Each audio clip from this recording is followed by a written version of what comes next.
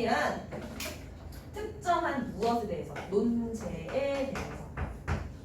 논제. 논제는 뭘까? 논제. 뭔지 모르겠지? 자, 밑에 보시면 논제의 종류라는 게 있죠. 그렇죠? 그래서 우리가 이따 논제의 종류를 배울 건데, 논제라고 하는 건 이렇게 생각하면 돼. 논의의 주제. 토론이 논의하는 거잖아. 근데 그것을 싸우듯이 하는 거잖아. 그러니까 그것의 주제라고 생각하시면 되고요. 자, 그것을 어떻게? 찬성 측과 반대 측이. 토론은 반드시 뭐가 있어야 돼요? 찬반이 있어야 돼. 이거는 빈칸이 아니라서 그냥 힌트로 써요. 자, 그리고 구체적이고 설득력 있는 뭘? 논거, 논리적인 근거라고 생각하면 됩니다. 그냥 말을 쉽게 풀어서 이해하세요. 내가 설득을 시킬 거면 증거가 필요한데 그 증거가 어때? 논리적으로 합당해야 한다라는 거고요. 자, 자기 측의 주장이 정당하고 나는 정당해. 근데 너는 안 정당해, 즉 부당해. 이렇게 이야기하는 게 토론이래요. 토론에서 여러분이 알고 있어야 되는 개념은 필수적으로 알아야 되는 거는 일단 논제랑 논거는 반드시 알아야죠. 왜? 토론에서만 사용되는 그런 표현이기도 하니까 거의 아예 안 쓰이진 않지만 거의 토론 중심으로 사용되는 개념입니다. 그래서 토론의 유형을 일단 간단하게 볼 거야. 되게 많은데 사실 너네가 알아야 될 건 딱 하나잖아. 뭐? 반대신문식 토론이야. 그치? 토론의 유형. 그래서 반대신문식 토론만 알면 돼.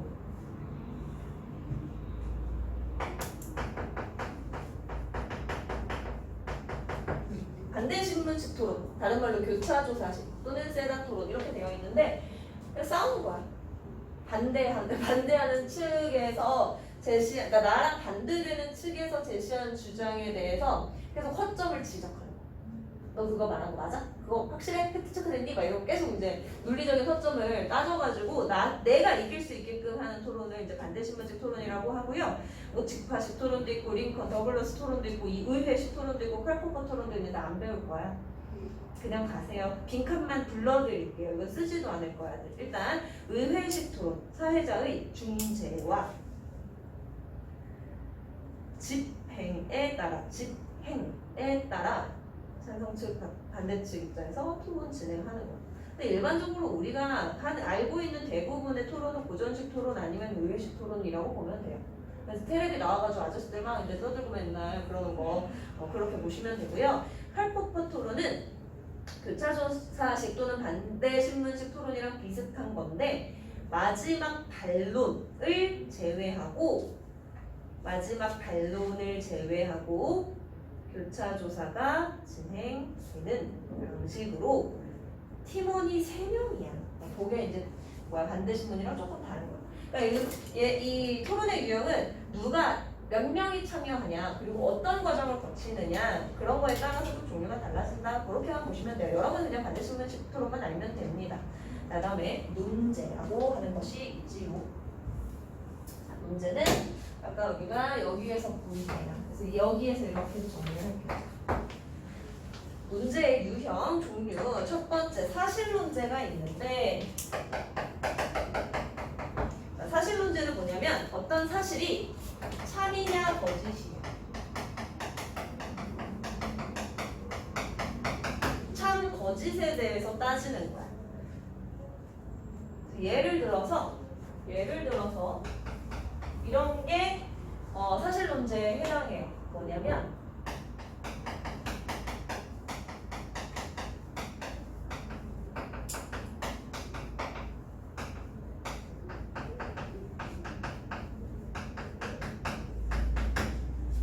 이런 거. 참 아니면 거짓 두 개의 이야기가 나올 수 있겠지. 그렇다 아니다. 인스턴트 음식 먹으면 몸에 해롭다. 그래서 그걸 계속 입증할 수 있고. 아니면 아니야 뭐 뻥인데 인스턴트 먹어도 건강한데 하는 게 반대측이 될 거고. 이거 되게 우리가 많이 알고 있는 토론에서 자주 사용되는 그런 논제가 바로 사실론제이고요. 자, 그다음으로 나오는 것도 우리 많이 본 거야.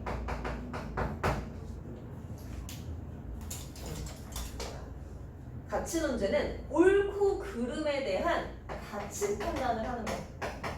그러니까 우리가 찬반으로 나뉜다고 했을 때 얘가 찬, 얘가 반, 그 다음에 옳다가 참, 그러다가 이렇게 된다고 보면 돼. 그렇지? 무슨 말인지 알겠어? 참이 뭐야? 찬성.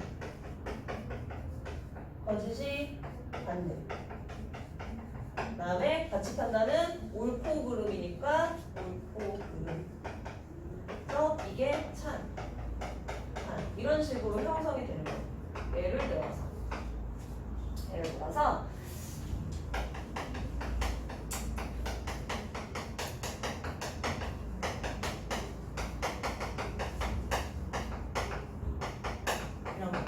선의의 거짓말은 필요합니다. 옳습니다. 선의의 거짓말은 옳은 것입니다. 아닙니다. 그거 그른 것입니다. 이렇게 되겠죠. 그러니까 옳은 것은 찬, 그른 것은 반대. 이렇게 됩니다. 자, 그리고 사실상 여러분은 교과서에서 이걸 배우죠. 어째서 우리가 고등학생인데 정책 문제를 배우는지 알 수가 없어요. 정책을 세울 것도 아닌데, 그치? 그렇지만 어떤 정책의 도입이나 폐지나 유지와 관련해서 이런 것들을 이제 논제로 삼는 거고요. 새로운 정책이나 제도를 시행하기 전에 이 토론을 통해서 미처 생각하지 못했던 부분을 밝혀볼 수도 있고, 그다음에 개선할 수 있는 방안에 대해서 논의해 볼 수 있다라는 장점이 있대요. 자, 예를 들어서 여러분이 배우는 이 토론 질문 자체에서 정책 문제이기도 하고, 이런 거 유전자 조작 식품의 제작 생산을 중단해야 한다. 이런 거.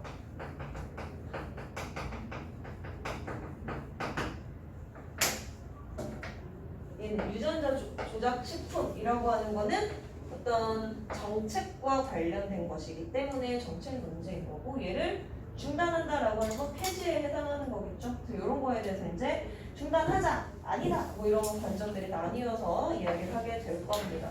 그런데 이런 문제들은 종류는 이렇게 세 가지로 나뉘는데, 어쨌든 이렇게 서술될 때 규칙이 있어요. 문제의 서술 규칙. 여기에는 조건이라고 쓰여 있네. 자, 조건. 문제의 조건.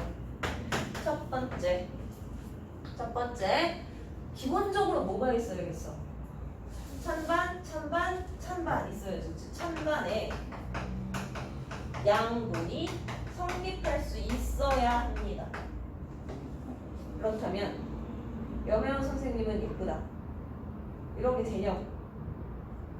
안 되지. 가슴설할 건데. 아니지.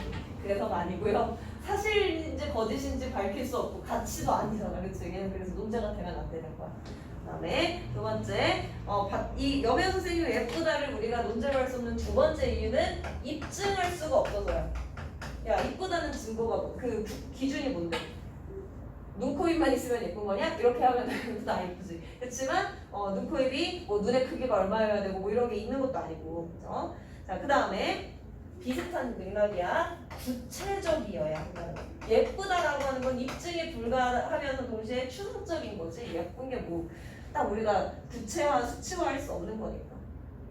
자, 그리고 이거 중요해. 자,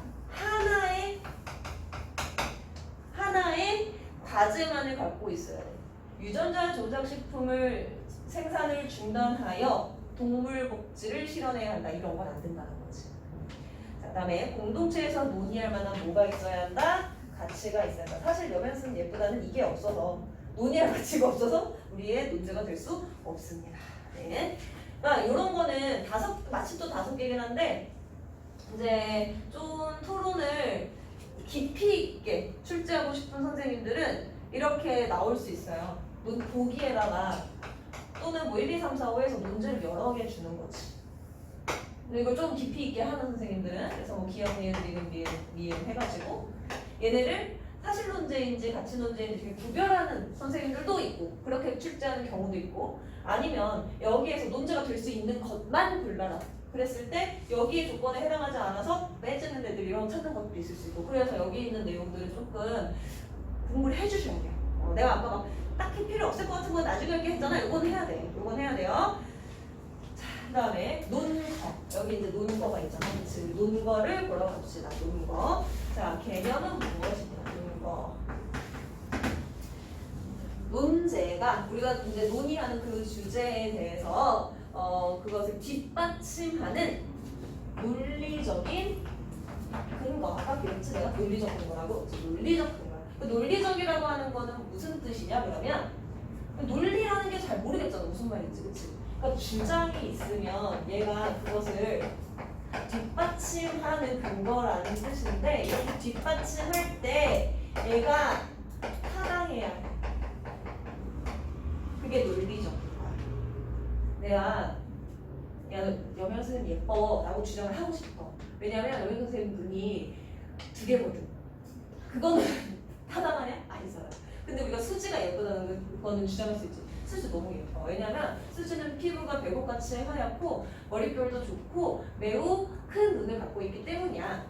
그리고 일반적으로 우리는 눈이 큰 사람, 그런 사람들을 예쁘다고 이야기하는 경향이 있어. 뭐 이런 식으로 갈 수 있겠지. 그런 식으로 이제 타당성을 갖춘 게 논리적이다. 사실 이것도 논리적이진 않긴 했는데 눈이 두 개보다는 낫죠.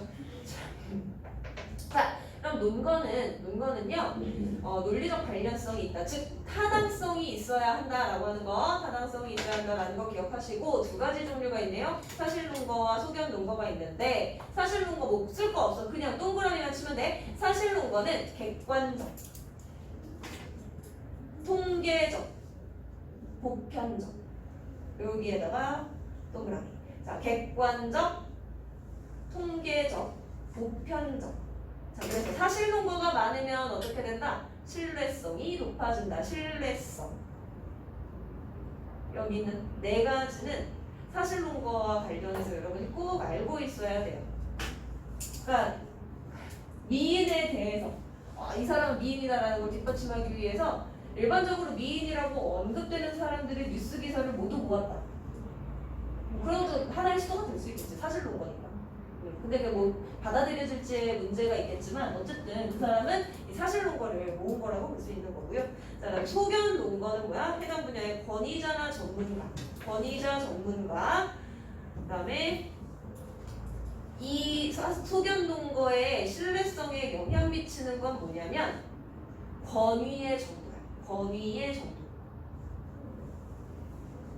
저 권위가 높은 의견을 논거로 삼아야 한다. 이거 우리 아까 사실 그 설명문 할 때 했던 거랑 좀 연결되는 거기도 한데요. 그러니까 사실 논거는 어쨌든 구체적인 그 사례들을 모으는 거랑 마찬가지이기 때문에 많으면 많을수록 좋아. 많으면 신뢰성도 높아져. 그런데 소견 논거는 많이 모은다고 해서 좋은 게 아니야. 이 말을 한 사람, 권위자의 권위가 높아야 돼. 그러면 신뢰성이 높아져. 그래서 요거를 기억하시면 돼요. 신뢰성을 높일 수 있는 거. 얘는 많으면 많을수록, 얘는 권위자의 말일수록 이렇게. 그러니까 내가 하는 말과 그다음에 고대 국어교육과 교수님이 하는 말의 힘의 차이가 있겠지. 그치? 아무래도 내가 막 여기서 엄청 얘기를 해봤자 고대 국교과 선생님이 교수님이 하는 말이 더 먹힐 거란 말이야. 나는 그냥 강사 나부레기 부분은 교수님일 텐데, 그치? 그런 거. 자, 이제 우리 그래서 필요한 거 일단 여기서 필요한 핵심적인 개념 논제 논거까지 다 봤어요. 이 다음에는 참여하는 사람이 있어야 되는데 찬성과 반대가 반드시 참여해야 되는데 얘네들만 있어서 되는 게 아니고 누가 있어야 된대요? 사회자가 있어야 되는데 그래서 사회자의 역할을 보시면 요거 시험 문제에 많이 나오지. 사회자의 역할은 시험 문제 단골이야. 첫 번째, 토론이 열린 뭐를? 배경. 왜 이런 토론을 하게 되었는가? 최근 유전자 조작 식품에 대한 사회적 관심이 높습니다. 막 이런 얘기를 하면서 시작하는 게 사회자가 하는 일이고요. 그래서 우리가 이러이러한 문제로 찬반 토론을 하려고 합니다. 라고 소개해주는 역할을 일단 합니다. MC야. 자, 그리고 토론의 규칙을 알립니다. 토론의 규칙이 있네. 어떤 규칙들이 있을 수 있느냐? 상대방의 기분을 상하게 하는 말을 하시면 안 되고 정당한 시간이 주어진 시간이 지나가면 발언하실 수 없습니다. 이런 규칙 말해줘야 돼요. 자, 그리고 토론자를 소개한 후에 자, 이들에게 질문을 하거나 요약을 하거나 하는 방식으로 토론에 이 사람이 참여를 할 수 있는 거야. 그러니까 참여를 한다는 게 중간중간 들어가서 자기 의견을 얘기한다는 게 아니라 찬성이란 얘기를 한번 요약해 줘서 사람들한테 전달하는 식으로 참여를 할 수가 있습니다. 자, 그리고 논제에서 벗어난 발언에 대해서는 어떻게 하겠니? 통제해야지. 그런 말씀 하시면 안 됩니다. 하고 통제할 수 있고요. 자, 무엇보다 중요한 건 이거야. 사회자가 찬성편 들면 안 돼. 그럼 반대편은 되나요? 안 되지. 그걸 뭐라고 해? 공정성. 어느 한쪽으로도 치우치지 않는 것. 공정성. 그래서 토론도 어떻게? 공정하게 진행해야지. 이게 이제 사회자의 역할이고요. 우리가 교과서 본문 볼 때도 따져보기는 할 건데 사회자가 여기서 어떤 일을 하고 있는지를 계속 물어볼 거야. 근데 별로 없기는 한데 교과서 질문에서 그게 역할이 많이 나오지는 않는데 그것들이 문제화 될 수 있으니까 요거 잘 기억해 주시고요. 얘네는 특히 사실 모의고사에서 많이 얘기하는 거야. 너네가 나중에 화작을 할 거다. 그럼 이런 기본적으로 알고 있어야 되는 거. 자, 다음에 토론 참여자는 그럼 어떤 역할을 하느냐. 찬성이든 반대든 상관없이 공통적으로 얘네가 해야 하는 일이 있습니다. 그래서 그거를 한번 정리해보자.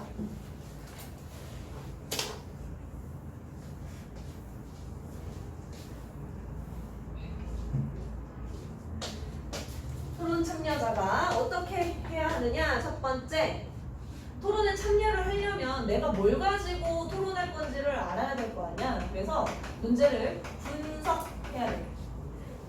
유전자 조작식품의 생산을 중단해야 한다라는 문제라고 한다면 그럼 유전자 조작식품은 무엇인지 지금 어떻게 생산되고 있고 그것의 중단이 필요한 이유는 뭐고 이런 것들을 다 쪼개가지고 내가 뭘 조사해야겠구나, 반대 측은 나한테 뭐라고 얘기하겠구나, 이런 것까지 다 미리 생각해야 돼요. 그래서 쟁점을 분명히 파악해 주어야 합니다. 문제 분석하고 쟁점 파악해야 돼. 쟁점은 뭘까? 토론을 진행하는 과정에서 내가 상대편이랑 부딪힐 지점. 큰 테두리는 거야. 찬성 반대야. 근데 그 안에서도 내가 유전자 조작식품 생산을 반대하는, 찬성하는 이유를 얘기한다고 칩시다. 그러면 그걸 통해서 우리가 그 가난한 지역에 있는 사람들에게도 음식을 수월하게 줄 수 있기 때문에 우리는 그걸 해야 돼 라고 얘기를 내가 할 거야. 그럼 반대측은 뭐라고 할까? 그걸 안 해도 가능한. 그치, 가난한 사람 도울 방법은 많다 그렇게 나오겠지. 그럼 난 또 어떻게 해야 돼? 가난한 사람 도우는 사회. 그럼 가난한 사람들한테 유전자 조작식품을 도우는 사회. 그치. 야, 너 되게 잘한다. 오, 그렇게 하는 거야. 그러니까 쟁점을 파악한다는 거예요. 내가 얘랑 어디서 부딪힐까를 계속 생각하면서 거기에 필요한 근거를 마련해 나가야 된다는 거야. 그치? 계속 봐요. 주장을 뒷받침할 수 있는 뭐를? 논거를. 그치? 내가 얘랑 계속 싸워야 되니까 논거를 충분히 준비를 미리 해야 되고요. 했던 얘기 계속 비슷하게 흘러가요. 상대 측이 제시할 논거들을 미리 어떻게 해야 돼? 예측해야지. 예측하고 그것에 대해서 내가 반박을 할 거야. 근데 어떻게 반박해야 돼? 논리적으로 반박해야 되니까 논박. 논박할 수 있는 자료도 만들어 놔야죠. 내 거를 뒷받침하는 것뿐만 아니라 걔를 공격할 자료까지. 최근 발표된 어떠한 뉴스의 보도에 따르면 뭐 이러면서 상대방을 공격할 수도 있어야 합니다. 자, 그리고 자기 편 토론자하고, 이거 진짜 중요해. 사실 이거 의외로 되게 잘 안 지켜지는 것 중에 하나인데 협동을 해야 돼요. 그래서 전략을 수립해야 돼요. 지들끼리도 말 안 맞춰가지고 논리적으로 허점 드러내는 토론도 가끔 있단 말이야. 그러니까 우리 팀. 그러면 반대 신문지 토론을 진행할 때 우리 팀은 몇 명이게요? 나 포함 2명. 이따가 볼 거야. 이따 볼 건데 어쨌든 그 팀과 전략을 잘 세워야 하고요. 자, 상대 측의 발언을 경청해야 합니다. 왜 그럴까? 일단 예의니까. 일단 예의고, 그 다음에 내가 얘한테 논박할 거니까 얘가 무슨 말 하는지 봐야지. 그지? 경청해주고요. 그러면서 논리적인 오류나 허점을 파악하면서 들어줘야 합니다. 자, 그리고 마지막 중요한 거네. 토론의 규칙을 준수해야지. 반말하시면 안 됩니다. 근데 너 이발해라 하면서 막 이렇게 막 아이고 세상에나. 자, 문제를 바람직한 방향으로 해결하기 위해서 노력해야 해. 아, 토론의 목적이 이기기 위해서가 아니구나. 토론은 우리가 뭐 하려는 거냐면 얘들아, 이제 와서 하는 얘기지만 토론은요 문제 해결적 말하기야.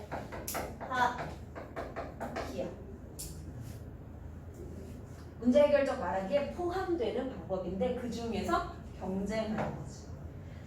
협상도 있어요. 협상도 문제 해결을 위한 말하기인데 그것도 경쟁하는 말하기야.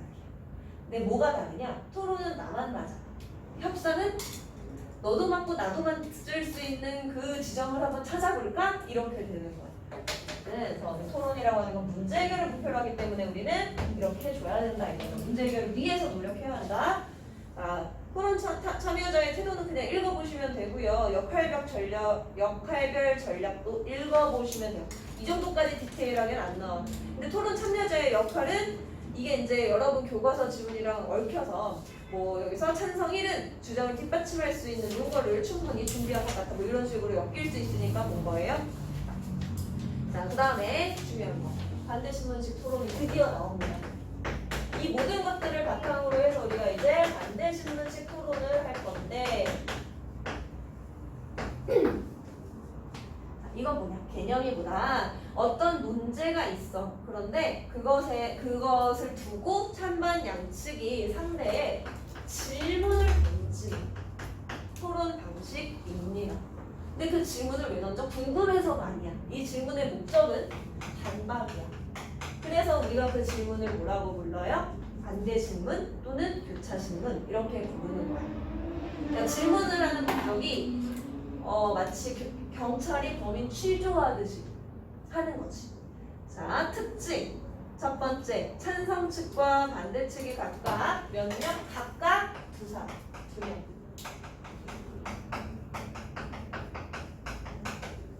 즉, 찬성 측에 찬성 1, 찬성 2가 있고 반대 측에 반대 1, 반대 2가 있다. 이 뜻이야. 어려울 거 없지. 자, 근데 이 두 사람은요 각각 한 사람당 어떤 기회가 있냐면 찬성 1을 기준으로 놓고 생각을 해볼게. 내가 입론을 할 수 있고요. 그 다음에 반대 신문을 할 수 있고요. 그 다음에 반론을 할 수가 있어. 한 번씩. 자, 반론 또는 뭐 반박. 반론이나 반박이나 뭐. 그런데 어쨌든 그래서 각각 한 사람당 몇 번? 한 사람당 3번. 한 사람당 3번의 발언 기회를 가집니다. 그리고 토론 중에 수의 시간을 가질 수도 있는데 수의 시간이 먼저 밑에 있어요. 자, 일단 우리가 토론이 진행되는 과정을 크게 놓고 보면 입론이 있고요. 반론이 있어.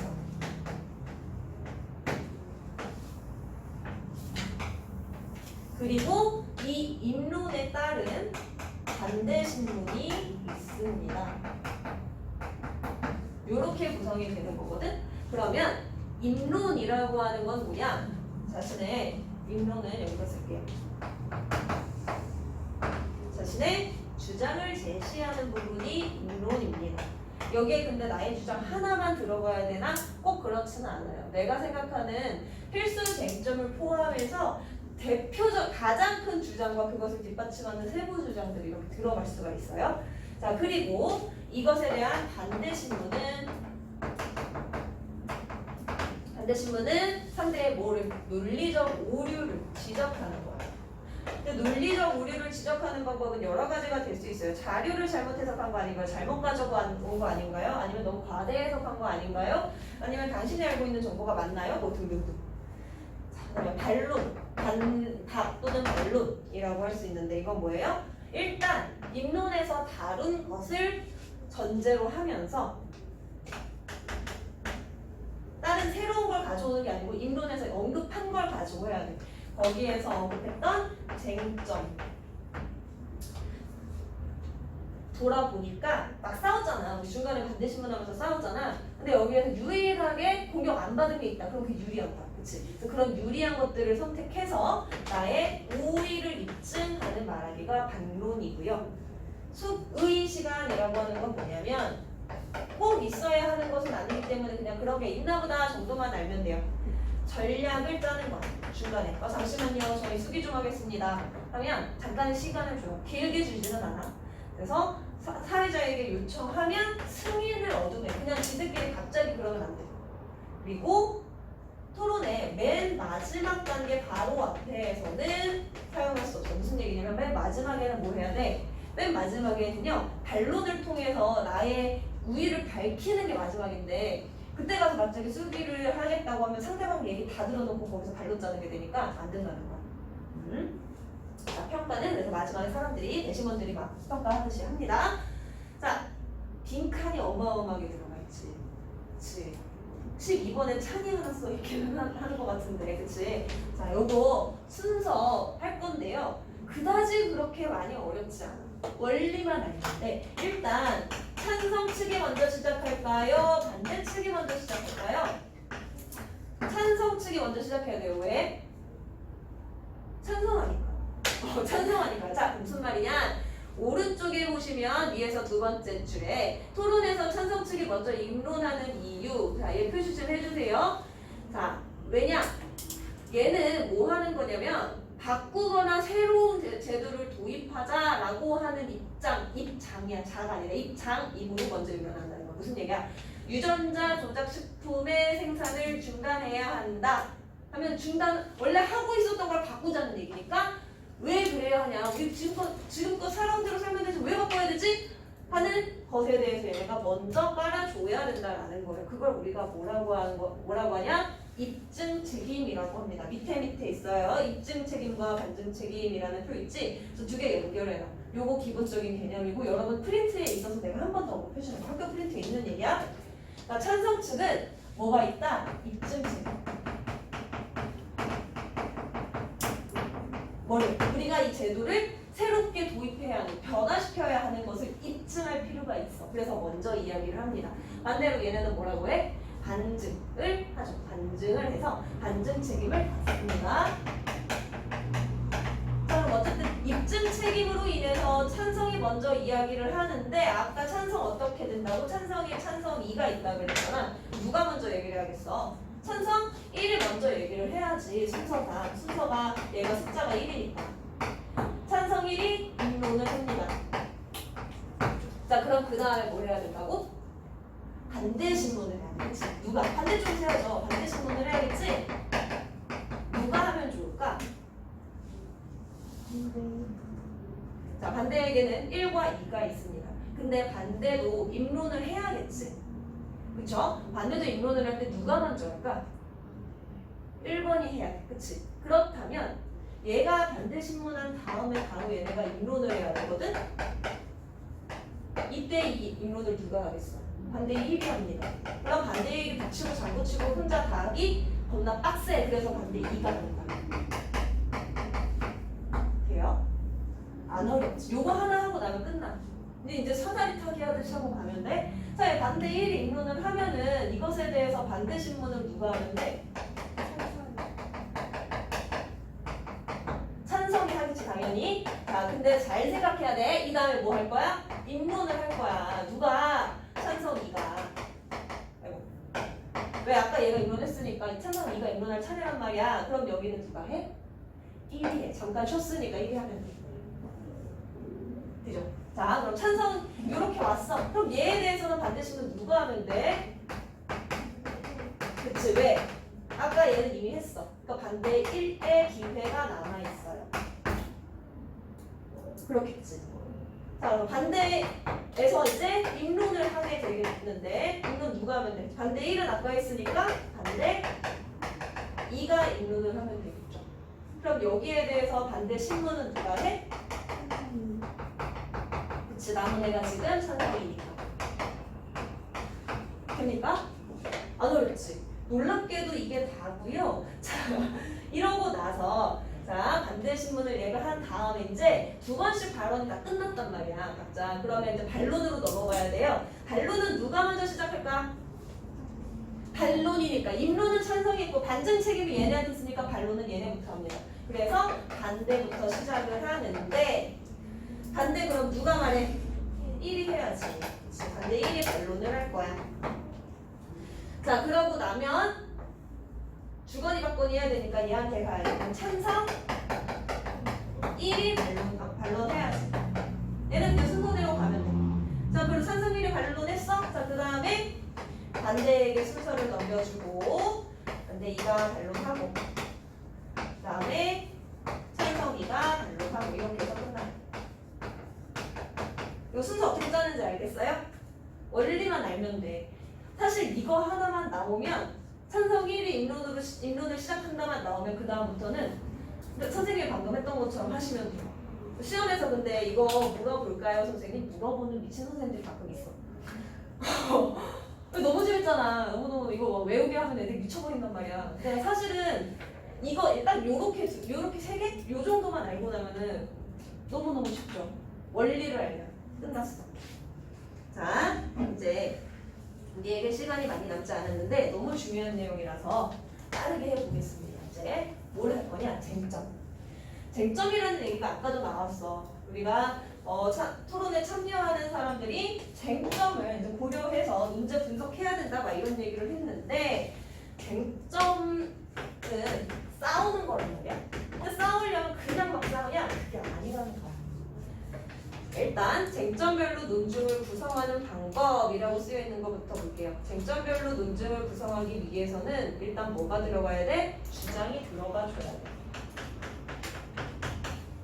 그리고 그 주장을 지지해 줄 수 있는 근거가 들어가 줘야 되고, 그리고 그 근거에 기반을 둔 주장을 가능하게 해주는 이유를 갖춰서 타당하게 해야 한다라고 했는데 말이 어려워서 그렇고요. 그냥 주장과 근거를 제시하되 타당하게 제시한다 이거야. 뭐 어려울 거 없죠? 자, 그럼 이 다음 단계로 갑니다. 쟁점은 그래서 구체적으로 무엇이냐? 표로 가면 되더라. 쟁점과 필수 쟁점의 이해 범위로 가면 돼요. 얘의 세부 개념, 더 명확한 개념은 뭐냐면 우리가 큰 주장이 있어. 큰 주장은 찬성 또는 반대겠지. 그것에 속하는 세부 주장을 쟁점이라고 하는 거야. 그럼 내가 찬성 측에 내가 주장하는 세부 주장에 대해서 반대측도 다른 주장으로 맞서겠지. 그게 이제 쟁점이라고 표현이 되는 거고요. 그 중에서 필수 쟁점이라고 하는 건 뭐다? 문제와 관련해서 반드시 짚어야 하는 주장을 얘기하는 거야. 자, 그래서 그 밑에 게 중요해요. 정책 논제의 필수 쟁점과 논증 과정 이렇게 되어 있는데 필수 쟁점은 우리가 꼭 다루어야 하는 거라고 했잖아. 그치? 거기에는 어떤 내용이 들어가야 하느냐? 아이고.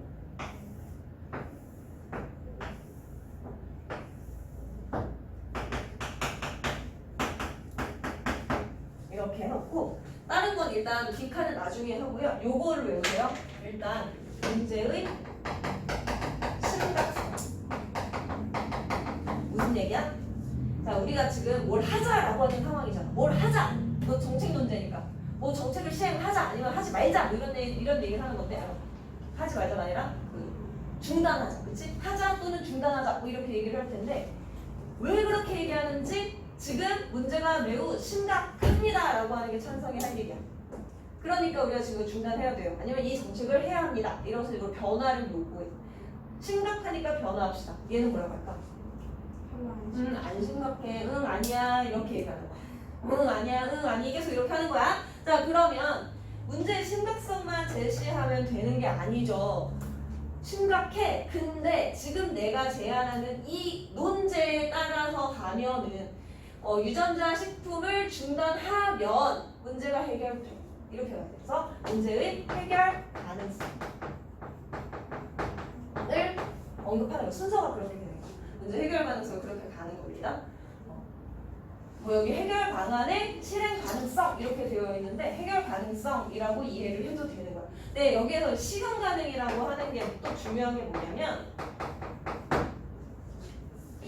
이 정책을 내가 하자 그랬잖아.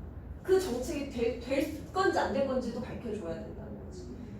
뭐 우주정거장을 만들어서 지구 문제, 온난화 문제를 해결하지 이런 거 말이 안 되잖아, 그렇지? 그러니까 그런 어떤 실현 가능한 문제 해결 방안으로서 이 심각성을 우리가 해소할 수 있으니까 하자 이렇게 얘기하는 입장. 얘는 아니 안 해결돼 이렇게 가는 거야. 그리고 여기에 이 다음으로 이 내가 제안하는 이 논제에 따라서 정책을 시행하거나 중단했을 때 우리가 어떤 이익을 얻을 수 있는지를 찬성 측은 얘기를 하고요. 반대쪽에서는 비용에 대해서 이야기합니다. 비용이라고 이익 비용은 꼭 돈 개념이 아니라 이익은 긍정적 효과, 비용은 부정적 효과 이렇게 생각하면 돼. 그러니까 이걸 놓고서 싸우는 거야. 응 아니 이렇게 하면서 싸우는 게 쟁점이고. 그래서 거기에 이 요소들이 반드시 들어가야 된다라는 말입니다.